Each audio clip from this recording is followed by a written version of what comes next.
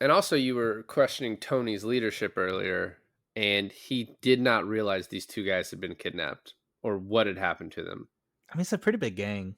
That is true, yeah. So they just lose You guys got a all the lot time. going on. You got a cool hideout. Like, I mean, man, What that's is that like, hideout? There's just 5 pinball machines, yeah, 40 TVs, just a pool refrigerators. Yeah, table. Yeah.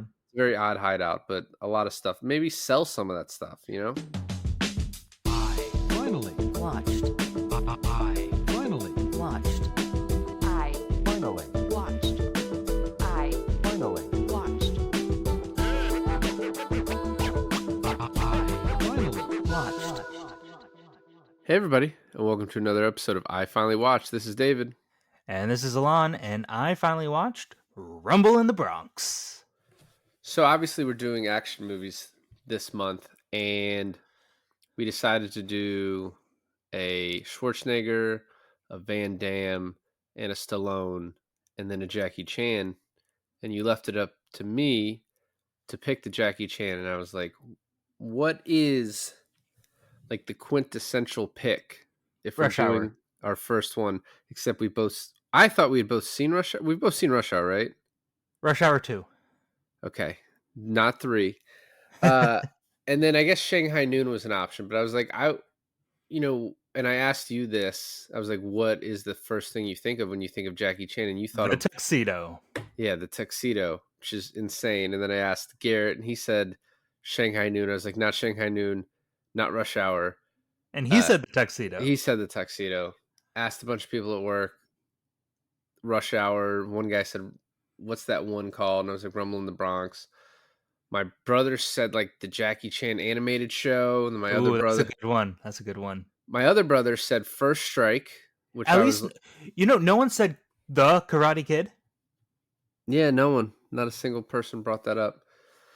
So one of my brothers said First Strike. That was my other choice, was First Strike. So Rumble in the Bronx is the first Jackie Chan movie I saw for very obvious reasons, because this was kind of his breakthrough American movie. And I saw First Strike the year after when that came out. And now realizing that I saw Rumble in the Bronx when it came out, which would have put me at about 8 years old. And I watched it this time. I like had a flashback to how impactful that tree grinder scene was as a kid. Okay. That I was just like, what the like when like went back to when I first saw it and was so freaked out that like a person could just be killed that way. Yeah. Yeah. Also like the impact of like tree grinding in movies as a whole. Like I'm thinking of like Fargo. Right. This there's other ones too. And it's funny cuz like if you think about the way people are killed via a tree grinder, that falls more in horror movie land, like territory, than action movie land, where like this is. I think though when you're trying to make an impact with someone's death, but you can't get too gory with it, so like you stick them in the tree grinder and then you just see the blood, the fake blood spurt out the other side, that it's sort of a good vehicle to kill someone in a very affecting way, but not, you know, This one not doesn't even do that. This one just cuts to the guy reacting to his friend being chopped up. honestly best supporting actor type material from that guy. We do have to talk about the acting as a whole in this movie, but I do want to say that the fact that you said this is like Jackie Chan's breakthrough American movie, the only American thing about this movie is the fact that the movie is set in New York. It is not shot in New York. I don't even think it is like the actors are even from the Americas. I'm pretty sure everyone is either from China or they're Canadian. And I'm pretty sure half the time Jackie Chan, when speaking to other Asians in this movie, is not even speaking English, but they're speaking Chinese and then they're dubbed over in English later on. So it's sort of a good, the bad, and the ugly situation, like a spaghetti western where everyone's speaking their own language. And Oh, okay. you talked to me about how like even the English, the American, well, I guess they're yeah, North American, right? If they're Canadian, Hey? the Americans that are speaking English, theirs is dubbed. And I was thinking like, oh, that's like for a consistency thing. But it's hard to get a read on what was actually changed, but this version is quite a bit shorter than the Hong Kong version. This is like an hour and 27 minutes. That version's like an hour and 44 minutes. And this movie went through a lot of like they were thinking about calling it Rumble in Vancouver. That does not have as good of a ring to it at all. No. So there's a lot of machinations with this movie about whether, I guess, would this be his breakthrough role? And by breakthrough role, it's they're it's whether they're going to market it in America, release it in America, put it in American theaters. And so he tried a couple times before this with movies that you can watch. The first one being The Big Brawl, which is now the Battle Creek Brawl. I'm looking at my Blu-ray copy of it, which is a 19. It's took place. It was filmed in the 1980, and it's Jackie Chan against the Italian Mafia in 1930 Chicago. It's 1930 Chicago, like in Sinners. And then there is So yes, Jackie Chan going up against Michael B. the Jordan Michael B. and Michael B. Jordan. Yeah, Jordan. Yeah. So then he tried another one in 1985 called The Protector, which is a buddy cop flick, and neither of those did particularly well. This was filmed in Vancouver. They tried to make it look like New York. Obviously, there's some problems with that with a lot of the scenes. sure. The scene with the water at the end Yeah, doesn't look like anything New York. That's not my only problem with that ending, but doesn't look like New York at all. When they're driving through the city in the beginning, I was like, that looks pretty good. Like that's a pretty good approximation for New York and then the Bronx. But I don't think any of that matters. I I like the movie a lot. I think the end really is the reason why I like First Strike better, okay. because you're expecting some final fight with these big goons and there's not a fight. There's no fighting like for the last 35 minutes of this movie. It's a lot of Mm, running and chasing and jumping, but not so much like some martial arts. It's a lot of it's a lot of parkour, but not all. And then you brought up this point when I was talking about before. The police force is just going to let him.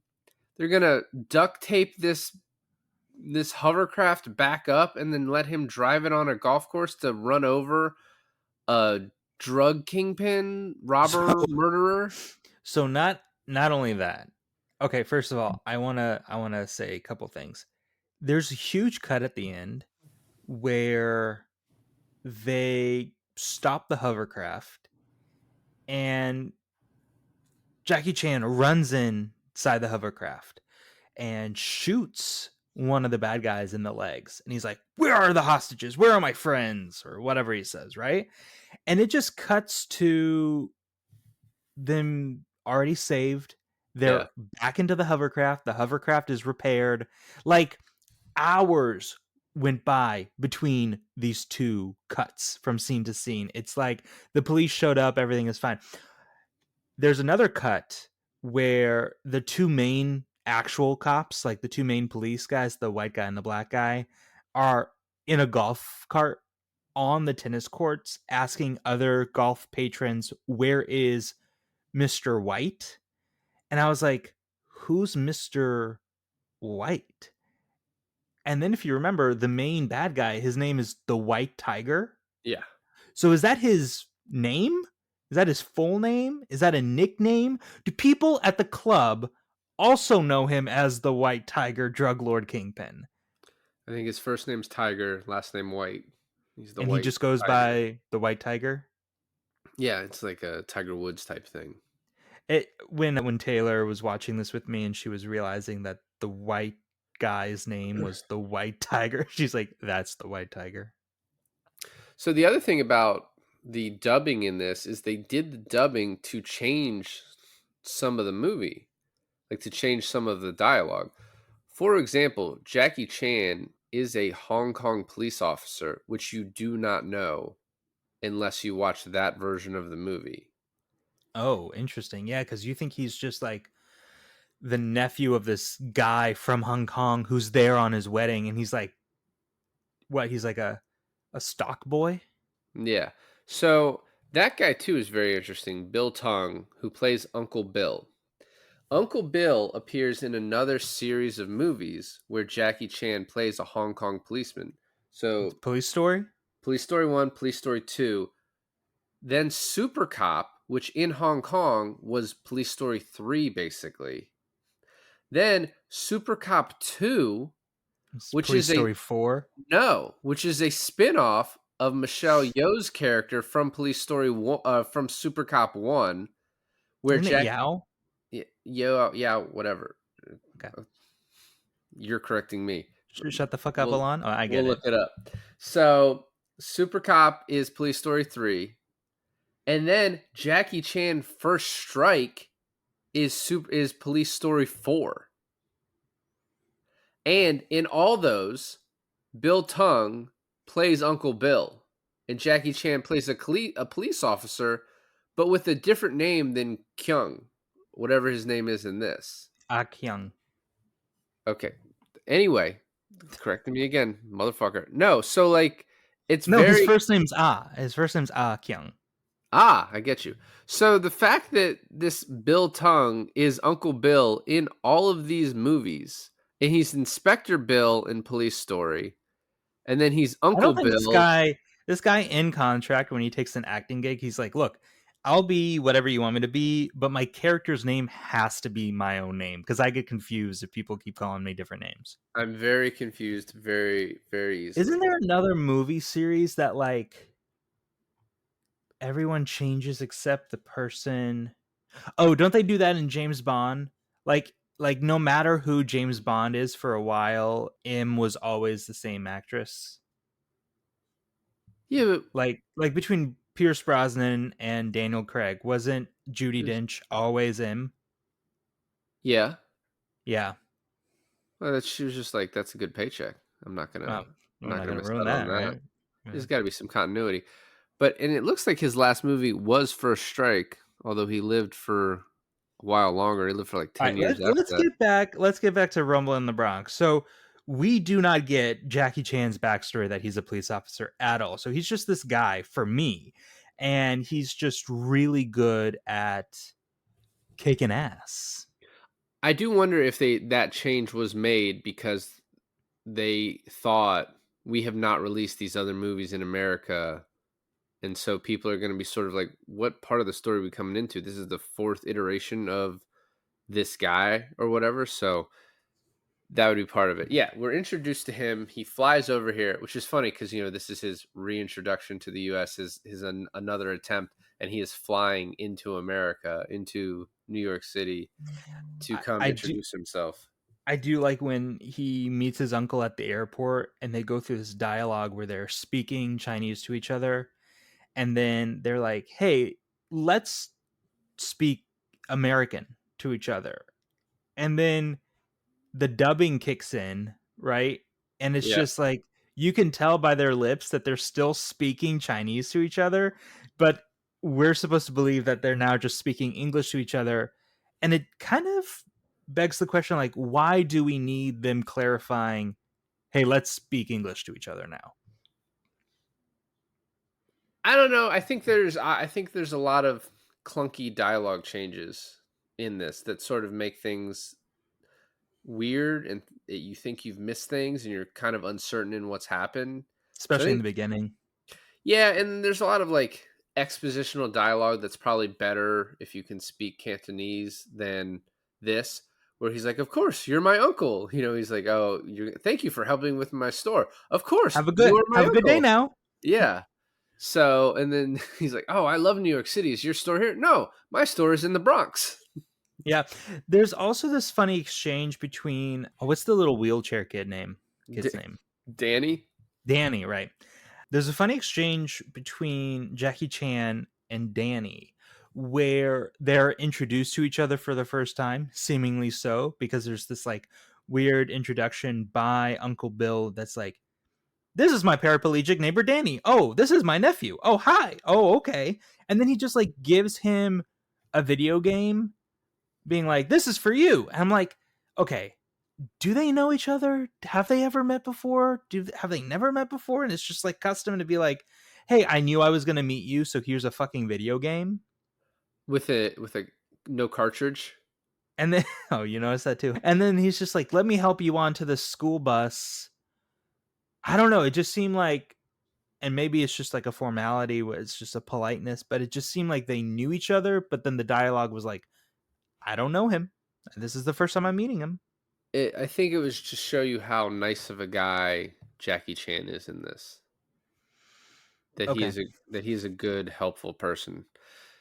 I was also confused about because of the dialogue and the dubbing. He was like, "Honey, I'm home." "Oh, she must be at the market." Ha ha ha ha. And then he's like, "Let's go to the market to find your auntie." And I was like, "Oh, like he's finding a wife there?" Like I was, and then the whole joke turns out to be that his auntie is not a Chinese woman that he expects; it's a black woman who's Yeah. also got her dialogue dubbed over. And then the outtake with them kissing was very funny, like Jackie Chan's reaction to it. Yeah. I like how he acted surprised that it was a black woman, but then he was just like, I don't know. He was like accepting of it, like quite, like you think it's gonna be a problem for a second, but then it's like, oh no, it's okay. Yeah, I do you think that these movies like popularized the outtakes? So I watched like a YouTube thing about post credit scenes being like kind of overtaking cinema nowadays, like an overuse of post credit scenes, and I think we can thank the MCU For primarily that, yeah. for that, right? And we spoke on Sinners the other day about how that even has like a post credit scene. To which the point, like you walked away not expecting a fucking post credit scene from Sinners, right? Well, And I expected one, and then I guess I was like, "Is there another one?" But it was also I had to wake up early. I was yeah, like, yeah. I But I mean, it's not like attached to a an open universe, and we're so used to post credit scenes kind of being like, okay, this is what a little tease for the next movie or the next franchise or a continuation of the plot.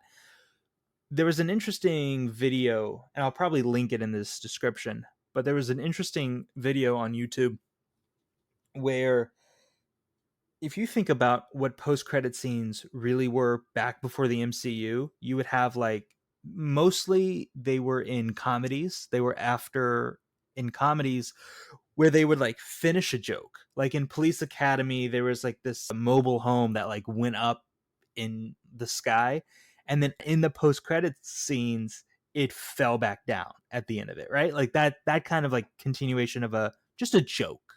right, And a lot of what happened is that that's all post-credit scenes were just like the the punchline of a joke, or like in this movie an outtake or whatever.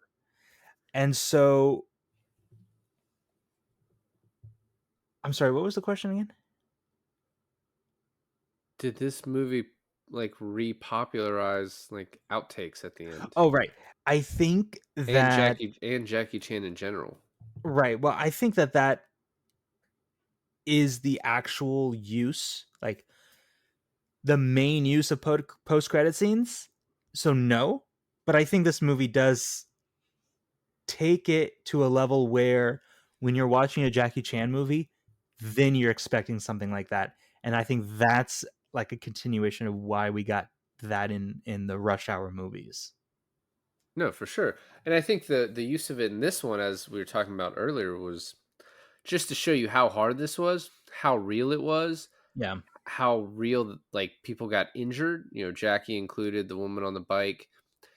Apparently, so the director of this, Stanley Tong, was also like the stunt coordinator, and the leap from the parking garage to the other building, they were worried about Jackie just completely blowing out his fucking knees. So the director did that. That was the director? That Because was it in the outtakes, it showed Jackie Chan doing it. Yeah, that's why I'm like so confused about some of the things with this. Like some of the facts about this. It shows him at the end, but it also, Yeah. I don't know. It said that he doubled for him. So whatever that means. It did feel at some points that, like, Jackie Chan was directing this. Because I know Jackie Chan, obviously the star of this, but he's credited as the stunt coordinator, too, for this movie. Well, I think him and this director kind of worked a lot together, especially at That this makes time, sense. because he Yeah. also directed First Strike the next year. Okay. I mean, that makes sense. Yeah. So, I mean, I think we can keep going through this very quickly. Maybe the least notes I've ever had because, it's just a lot of action. Mhm. So, the potential buyer, Elaine, comes through. I love the one way mirror scene. I do think Awesome. she's like, he says 390K for the store, and she's like, that's 20% higher than I wanted to pay. He says 370, and because she's laughing at Jackie Chan, 370 is not 20% lower than 390, but she's just like, okay, that sounds good. It's like 10% lower. And I also like how after he like they agree on the sale, the uncle points out like, you see how there's no graffiti on this? And everyone leaves me alone. It's like, you've already sold it. Why lie? Why keep lying? It's also kind of like an old person thing to do, right? And I also didn't understand, like, why is Jackie Chan here? And apparently it's just for the wedding. I guess, and to help out with the transition of the store. Even in the synopsis of, like, the movie explaining what this was, it says, Jackie Chan is coming over to attend his uncle's wedding. I guess also there's an added thing where his uncle and his new wife go on their honeymoon, so Jackie Chan has to look after the house. Yeah, I think the uncle was a little bit tricking him to come over and like, oh, and then he'll help out with the store while I'm gone because she But there's no asks. He reason to agrees. help out with the store because he sold it. No, but he wants, he hands him those paperwork to give to Elaine. I think it's part of his. It's kind of this guy's shtick too. I think in the other movies where he's like convinces him to do extra things. Like we're gonna do First Strike eventually pretty soon because I love that movie and it's just wild. It takes place in Australia. Okay. But I think, there's a part in this, if I remember correctly, where the uncle's like, "Oh yeah, he's gonna help her good." Like kind of like he expected that to happen. Well, Because almost like he's trying to set him up with her. just set up to like, hey, I need this transition to go well because I'll be gone for the week after this sale. Things could go wrong. She's not used to this store. I need you to be there to like, if something bad happens, like calm her down so she's not trying to like give me the store back Well, and it's things funny like because that. there's another part of this movie where he comes in and Jackie Chan is like half naked and he's like, "Don't come in here. I don't have any pants on." And they're just assuming that he's like in his bedroom with a girl, Right? right? And the movie sets up almost like two potential love interests, like the Yeah. girl who buys the store and then the girl who runs with the gang. But and I don't know if this is like a common thing in Jackie Chan movies or like maybe he doesn't want to be perceived in this way in his films, like he doesn't want to like be like a romantic interest or anything, but he doesn't it doesn't really feel like he gets with either of them. I mean, he starts dating the sister for sure. They go on a date with the brother. He buys her ice cream. I guess, but I thought that was more of a like for the brother. He's not dating. No, no, he's not dating the brother. Don't look at me like that. I'm just saying, like, he's just like being nice. I didn't think it was like a romantic thing. I disagree. I Okay. think I think for sure because I think doesn't she even like kiss him at one point? Uh, No. mm, What? I don't know. Gross. Anyway, so this whole thing is set up because the uncle borrows this fancy car, and then it's going to get destroyed by these street toughs, the street Yeah. gang, who decides they're going to ride motorcycles over every car, which is like such a dick move. Yep. So he stops it, and then they are like, fuck that guy.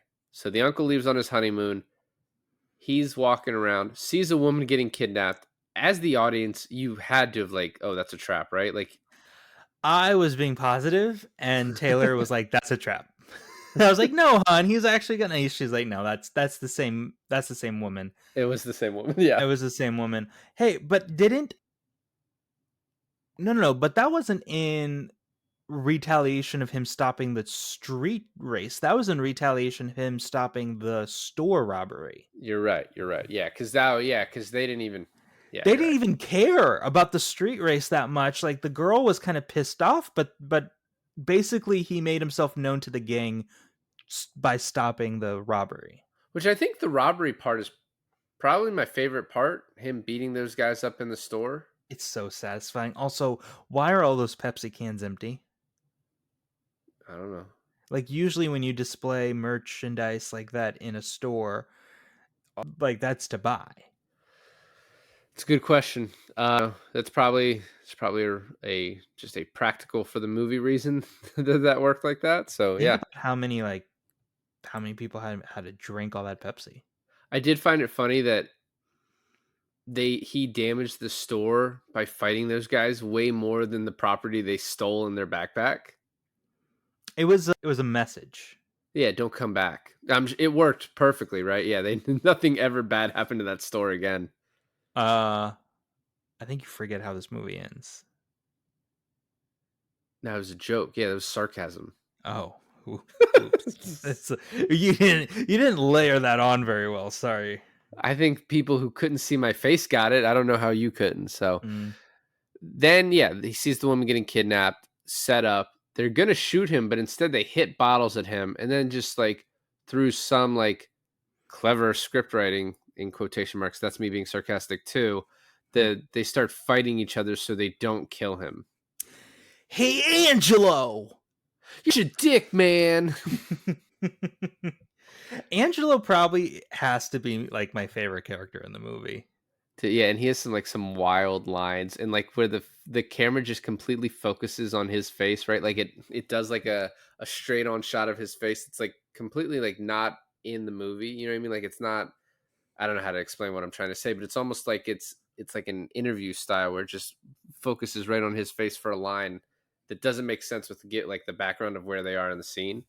Well, they also position him in a really interesting way that like he's like the second command of the Street Tough gang, but he's more of a threat technically than like the main guy. Like they don't even set up the main guy very well, but they set up Angelo being like he's off his rocker, he's unstable. Even like the other gang members don't like they kind of fear Angelo's instability, right?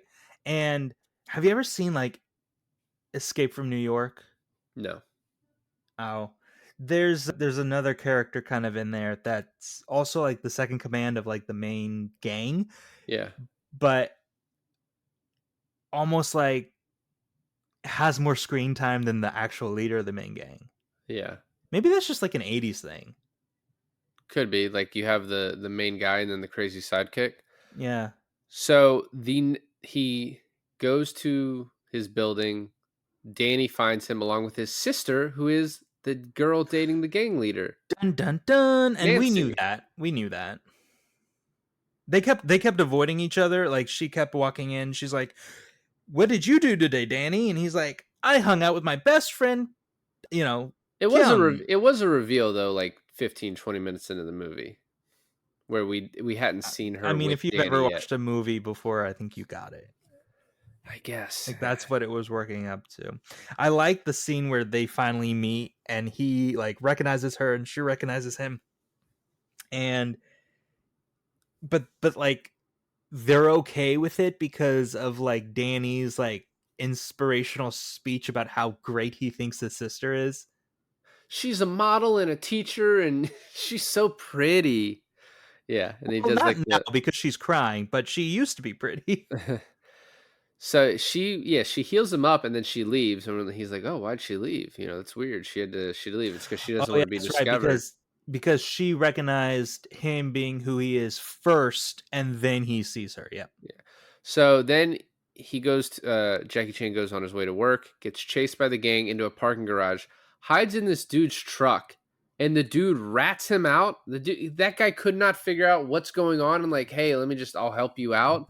He's like, "No, what? No, get He out of my truck. Get out of my truck." And then his truck gets fucking yeah, thrown off the building. get Got what he deserved. gets what he deserves, but also it's one of like that's a cool shot.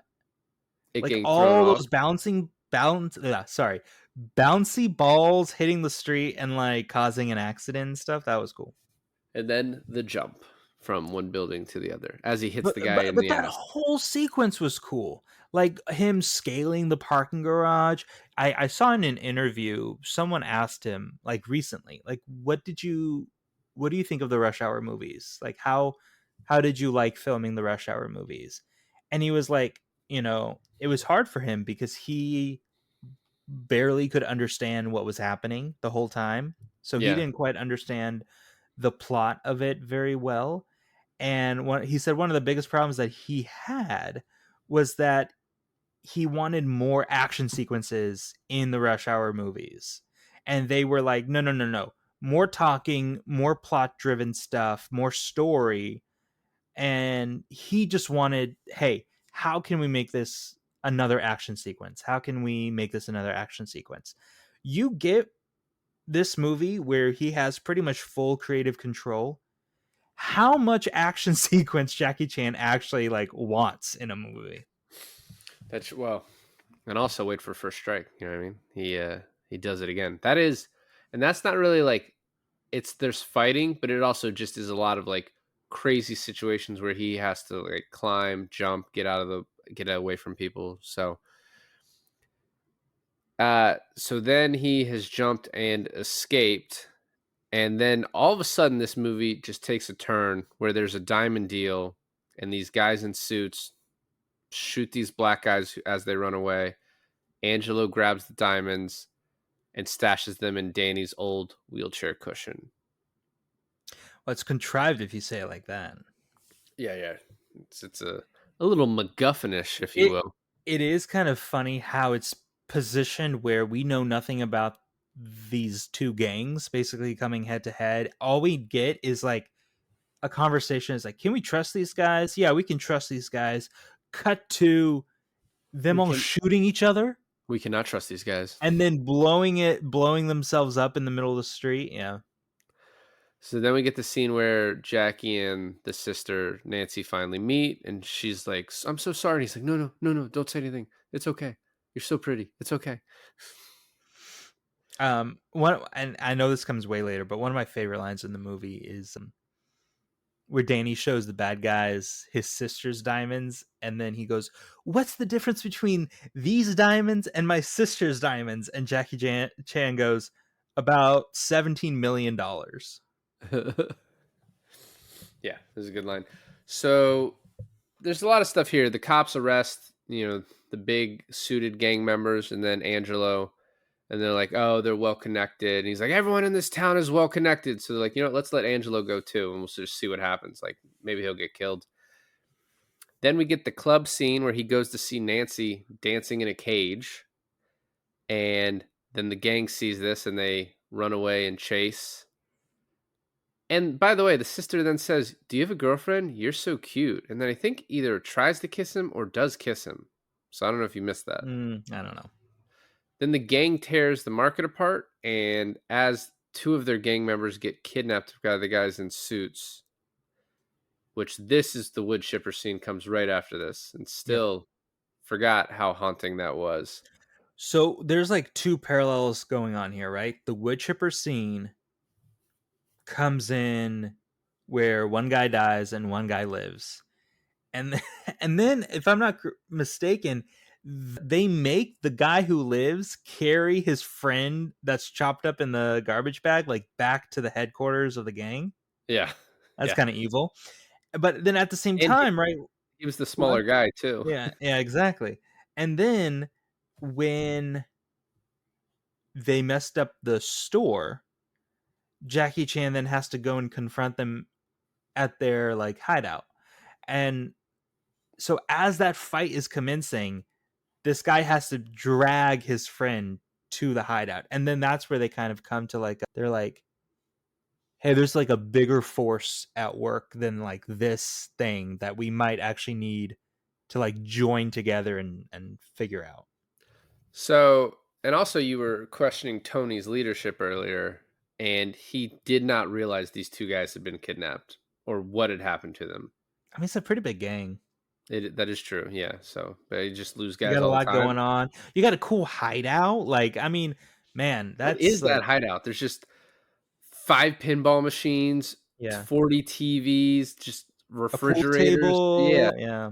very odd hideout, but a lot of stuff. Maybe sell some of that stuff, you know? But also there's like music and a smoke machine and like a club in the front and like, yeah. Yeah, I don't know, but it's cool. I like it. Yeah, The so then you fight sequence commencing in here is pretty cool too. yeah, it is. Although the way it starts with him telling like Tony, "Do you have the guts to drop the gun?" Tony's like, "Yeah," and I was like, "You're like a Bond villain." Like, "Yeah, sure. I'm not going to shoot you. I'll just fight you." Yeah. And he fights everyone. It's great. Yeah, I think the highlight of this movie is like you can like we can sit here and nitpick the plot and story. And does it go off the rails? Sure. But like what is this movie really trying to do? It's really trying to highlight how cool Jackie Chan can be in like any situation. And he's also sort of like professorial and like people, getting people to listen to him and being like, after this fight, he's like, "You're better than this. You don't need to be that. Do you really want to be this guy?" So then the friend brings the dead, chopped up friend, and Jackie Chan's like, "Let's call the FBI." And he got a number from these guys, the fake Oh god. FBI. And so as the audience this is happening. And then they find Angelo, and then he's like, "I know where the diamonds are." Goes to take them. Probably my favorite, like the funniest scene is when he gets the gun from the guy and he hits the guy, and the guy's like, "That didn't hurt." Hits him with something else, that didn't hurt, and then Danny gives him the wrench, Yeah. and the guy's like, "No, okay." That's going to hurt. Also, I want to mention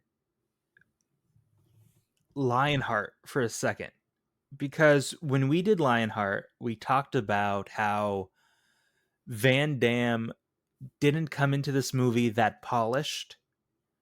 Like he was kind of he made mistakes in his fight. Like he was what is it? What do you call like rough? He Yeah. wasn't. He just he fought, but it was kind of like he had a tough time and he had to overcome a lot of quick things by thinking quickly on his feet. So he wasn't that good of a fighter. This is the kind of the same way with Jackie Chan is that he is really resourceful. So he makes a lot of mistakes in his fight, right? Especially against the fake FBI guys. He like and the beginning where he gets the shit beat out of him with the bottles and everything like that. But throughout the movie he becomes better and like more resourceful to like things around him. I thought that was interesting. It just a lot of action movies these days like think Statham movie or like a newer what's what would be like a John Wick. John Wick or something. They come in like suave, super polished, super know what they're doing. But I like how it's really more of their resourcefulness that saves them in the 80s than them just knowing what to do. Yeah, I always love like kind of not nitpicking, but just looking at how these fight movies, you can't just have the guy win every time. You have to have them like get hurt, right? Otherwise it does Right. become boring. Although sometimes those are fun. Which like John Wick, the first one, I think he only gets hurt like when he gets surprised in the beginning with the dog. But So there's always like a way of like in Lionheart, it's interesting because he beats the first couple guys pretty quickly, but like I think the second guy, he goes to shake his hand and the guy like tricks him, and then another guy he sort of just takes some shot to the ribs, and then he gets beat up by the French Foreign Legion guys, right? Like in this one, Jackie Chan actually is a great fighter, and then they pull a gun on him, right? Because he's sort of beating these guys, evading them, getting away. He gets trapped in an alley. They pull a gun on him, and then they're like, let's hit bottles at him, and he has really nowhere to go. He sort of just has to accept that it's happening. So from then on, he's a little bit hurt because of this thing that happened, and the same with like Lionheart.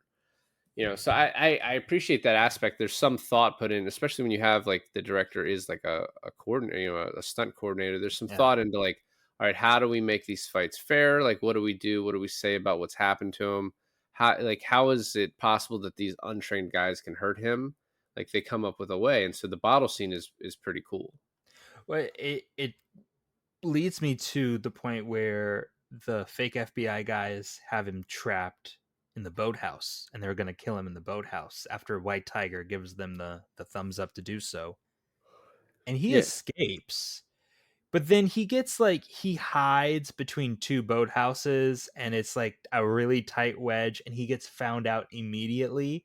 And if it wasn't for the actual police showing up, he would have just died right there. correct. Yeah, and they put a wire on him too, which kind of fucking, you know, is a little bit like, what are you doing there?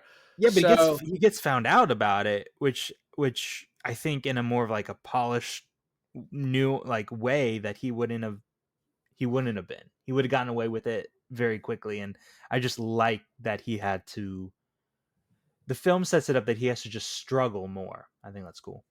So this is where the movie just takes kind of a little bit of a crazy turn with like I don't know what you would expect. So the bad guys start running away. He chases them, and then they get on a hovercraft, and then they get surrounded by the police on a beach, and then they run over Jackie, and now they're on the city street. And then to stop them, Jackie Chan gets in, I think, a Lambo, Yeah, and knocks the doors off of a it golden Lambo. and then takes the hugest fucking sword and slices the side of it like he's almost like he comes at them at like a joust and then comes to the side and cuts them. Yeah, and then Yeah, I, that's how he stops them. I Oh, didn't and I didn't I have a l- problem with it. I just think it's a weird way to end it. I did like how he gets on the boat and the guy he's like, "Where are they?" And the guy's not gonna say anything. He just shoots him. He's just like, "Fuck it." It's like, Well, if you remember, he kind of learned that from them when they shot Angelo in the leg.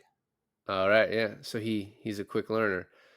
And then they let him drive the hovercraft over the bad guy, and it pantses him. Just we get to see his ass. Before that, though, the White Tiger guy on the golf course has these like two bodyguards, and he punts them using the hovercraft, and they go fucking flying into like A trees tree. and shit. And I'm like, the FBI is just like cool with this. Like, he could have totally killed some of these people. Also, we didn't mention the fact that right before Jackie Chan gets run over by the hovercraft in the beach, he's carrying and running with this little girl who he just throws to her mom in hopes that she catches her. Well, I mean, otherwise she was getting run over, right? He couldn't get out of the way of the hovercraft, so he saved that little girl's life. You better watch your fucking mouth. Is all I got to say about that. I also have in my notes that during the hovercraft chase, when the hovercraft is on the street, there's a group of pedestrians crossing the street. There's a guy in a wheelchair, and that guy just gets up and runs. Like he's in the wheelchair. He sees the hovercraft coming at him. He's like, "Fuck this shit," and he stands up and runs. Yeah, well, I mean, sometimes you gotta. It's a miracle. It's a miracle. So even with that ending, it wasn't like, oh, I think the ending's bad. It's just like not, I guess, what I wanted. I still like this is a great movie. I Did I like the '80s freeze frame too? Oh, at the very end. Yeah, Yeah. It does just the movie does just end though. it Like it does. just They're all in the hovercraft. They just ran him over, and then they are celebrating running him over, giving each other like high fives and shit. And then '80s freeze frame. and this is sort of what you said earlier, but he stops the hovercraft, gets on, shoots the guy. Where are my friends? And then there are literally 45 seconds left in the movie after that. Because it cuts and it's like, all right, let's run over Mr. White, run him over. There's like the movie is over at that point. And like when he's like, where are my friends? You're like, oh, this is like, we need 8 to 10 minutes to wrap this up. And it's Because you like go two. find the friends, let them escape, kill the other guys that are probably guarding them. But no, I mean, it just cuts to them like they're fine. Do you think, because you mentioned that there's a Hong Kong version of this movie that's about 15 minutes longer, do you think that this is where the missing 15 minutes are, is at the end, or do you think it's like sporadically throughout the movie? I mean, definitely sporadically because you didn't need 15 minutes to end it. But I think this has to be part of it. It's just weird. It's weird to cut that much out of it. It doesn't, I don't really understand. I think maybe just because you're like, oh, we don't want to leave anything to chance. We don't want this to be too long and too convoluted. We really just want the action. Like that's how we're going to introduce Jackie Chan to this. As he said with the Rush Hour, like the action is the juice. It definitely is. Do you think, because it almost seems like the White Tiger stuff could be for the American version only, the way it's cut into it is there's never a scene that the White Tiger and Jackie Chan share. So he could have just been like a Caucasian bad guy made for the English version of this.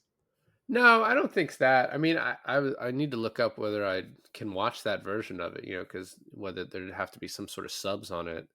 And then it also would be funny to see the people speaking in English. It would be. And then also, how's that cool. first part done where he's like, let's talk in English? No, I mean, I'm sure they say something else. I'm sure they're like, oh my God, it's been forever since I've seen you. It's been since Police Academy 3 since I've seen you, Uncle. My God. Police Story. Right. That's Police Academy is a whole different movie. There's one sequence that I think we glossed over that I think we should talk about is them destroying the shop. Well, with all the chains? Yeah. And she just has her pants down? So when Jackie Chan tells her about the diamonds and they go up into like the apartment, she tells the counter girl, hey, get everyone out of here and lock up when you're done. What happens to that girl? She obviously didn't lock up. And also they went in there and chained every foundation, like pole, I think very you're supposed quietly. I think you're supposed to think that when they went in there and did all that, they were like, hey, get the fuck out. They did it so quietly though. And then I think it's like almost like a Chris Farley comedy thing when they destroy the thing and it's like open house and it just leaves the bathroom spewing like the broken pipes and stuff. It's hilarious, but this also points out that the end of the movie doesn't address that her store was just destroyed. Like you'd think there'd be a scene where they go back and it's like being rebuilt, but it's like, fuck Elaine, we don't care about her story at all. Exactly. And I almost thought that what they were going to do, because Elaine likes to pocket the diamonds, right? I thought they were going to be like, oh man, Elaine, I'm so sorry. Your store is ruined. You can't financially recover from this. And then she like pulls out like 2 of the diamonds and she's like, I'll be okay.